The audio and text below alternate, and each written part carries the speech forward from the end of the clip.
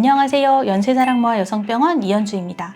임신 누구에게나 처음 경험하는 거죠. 어디서부터 어떻게 준비해야 하는지 막막한 경우가 생기는 게 당연해요. 그래서 오늘은 막연한 불안감을 확신으로 바꿔드리는 임신 준비의 모든 것에 대해서 이야기를 해보겠습니다.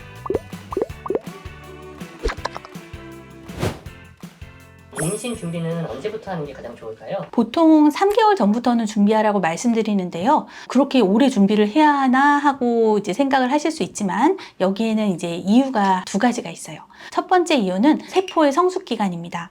많은 분들이 이제 오늘 배란된 난자는 오늘 짠하고 만들어진 거라고 생각하지만 사실은 그렇지는 않거든요. 난자가 원신환부에서 성숙해서 배란되기까지는 대략 한 달 정도, 정자가 만들어져서 수정 능력을 갖추기까지는 넉넉 잡아서 3개월 정도는 보시는 게 중요하거든요. 두 번째 이유는 알기 전에 이미 시작되기 때문인데요. 임신 사실은 보통 생리가 늦어져서 테스트기를 해보고 나서 알게 되죠. 그때가 보통 임신 4주에서 6주 사이에요. 놀라운 사실은 나 임신인가 하고 알아채기도 전인 이 짧은 기간에 아기의 뇌, 척수, 심장 이런 중요한 기관들의 기초공사가 이미 끝나버리고 있다는 거거든요. 그래서 임신 사실을 확인하고 나서 엽산을 먹고 식단을 조절하는 건 아기 입장에서는 이미 공사가 한창인데 이제야 좋은 재료가 들어오네 라고 생각을 할 수가 있어요. 임신하면 준비해야지가 아니라 임신이 가능한 몸을 미리 세팅을 해두고 아기를 기다리는 것, 이게 더 중요하실 수도 있겠죠. 이 3개월은 이제 단순히 기다리는 시간이 아니라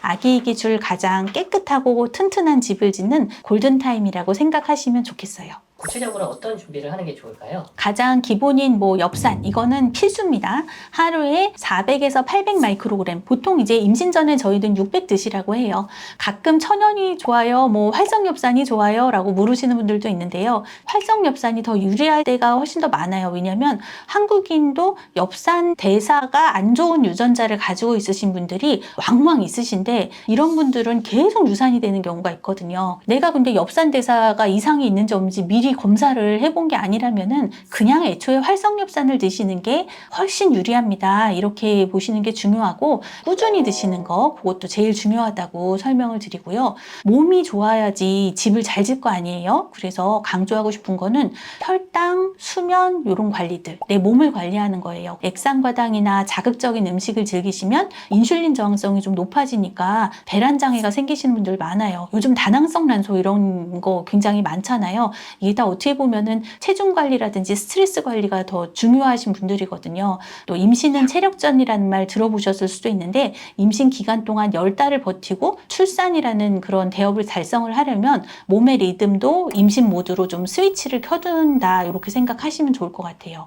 그리고 이제 체중 조절을 하시면 좋죠. 과체중인 경우 배란 좀 잘 안 되시는 분들 많기 때문에 적정 체중 유지해 주시는 게 좋고 과체중일 경우는 또 임신 합병증 발생률이 굉장히 늘어날 수가 있고요. 반대로 너무 또 저체중일 경우에는 호르몬 불균형으로 착상 자체가 좀 어려우신 분들도 있어요. 40kg 막 이런 분들은 임신이 안 돼요. 우리 몸은 40kg면은 기아 상태라고 생각을 하면서 임신을 뇌가 자꾸 중지시키려고 해요. 임신되려는 환경을 만들지를 않아요. 아주 저체중이신 분들은 체중을 조금 늘리시고 근육을 늘리시는 게 중요하다고 설명을 드릴 거예요. 그리고 철분과 칼슘이 풍부한 식단을 규칙적으로 챙기면서 근육량을 늘리는 거, 이것이 임신 후에 허리 통증이라든지 임신 예후에도 효과적이고 근육이 있어야지 자연분만도 잘하세요. 근육 늘리고 체력 기르고 적당한 운동하는 것도 임신에 굉장히 중요하다고 설명을 드려요.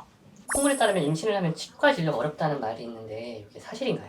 사실 임신하면은 호르몬 영향으로 잇몸이 쉽게 붓고 피가 나는 치주염 이런 것도 굉장히 흔하게 생기거든요. 치아도 말썽을 좀 부리는 경우도 많고요. 근데 이 치주염과 조산의 상관관계는 매우 높아요. 잇몸에 염증이 생기면 그 염증 물질이 혈관을 타고 온몸을 돌아다니고 입에 있는 균은 장을 타고 응가를 통해서 질까지 다 흘러 들어가요. 입에 있는 균은 질에도 다 있을 수 있다 이렇게 봐야 되거든요. 자궁에서는 이 균들이 양수를 터뜨리거나 조기 진통을 일으킬 수 있어서 임신 중에는 치과 치료를 적극적으로 하시라고 저희가 설명을 드립니다. 스케일링 하셔도 되고요. 치주염 치료로 인한 항생제 치료 받으셔도 괜찮아요.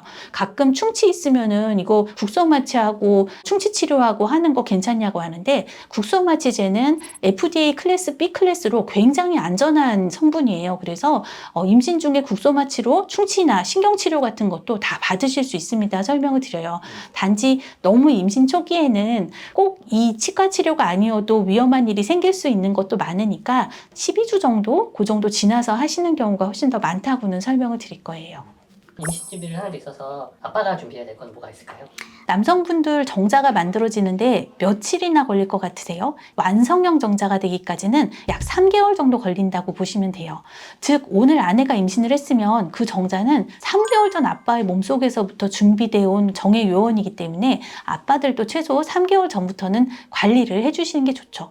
첫째는 온도. 정자는 열에 아주 취약해서 고환이 몸 바깥에 있는 건데 임신을 준비한다면 너무 꽉 끼는 하의나 장시간의 사우나, 너무 밑에를 뜨뜻하게 하는 거는 잠시 멀리 하시는 게 또 좋지 않을까 싶고요. 둘째는 생활 습관. 음주랑 흡연이죠. 진짜 음주랑 흡연은 뭐든 다 안 좋지만 정자한테도 안 좋아요. 운동성도 떨어뜨리고 정자 모양도 안 좋게 만들고, 그리고 비만이신 아빠들은 체중 감량만으로도 정자질이 확 올라간다는 보고가 많이 있어요. 세 번째는 아빠도 영양제, 엽산 챙겨 드세요. 아빠가 먹는 엽산과 아연, 셀레늄 같은 항산화제는 정자의 DNA 손상을 막아주고 또 아내분이 영양제 챙겨줄 때 고마워하고 기쁘게 드셔주시면 그게 또 임신 준비의 시작이 아닐까 싶어요. 그래서 임신은 아내 혼자 겪는 고통이 아니라 부부가 같이 하는 공동 프로젝트라는 거를 절대 잊지 않으시면 좋을 것 같습니다.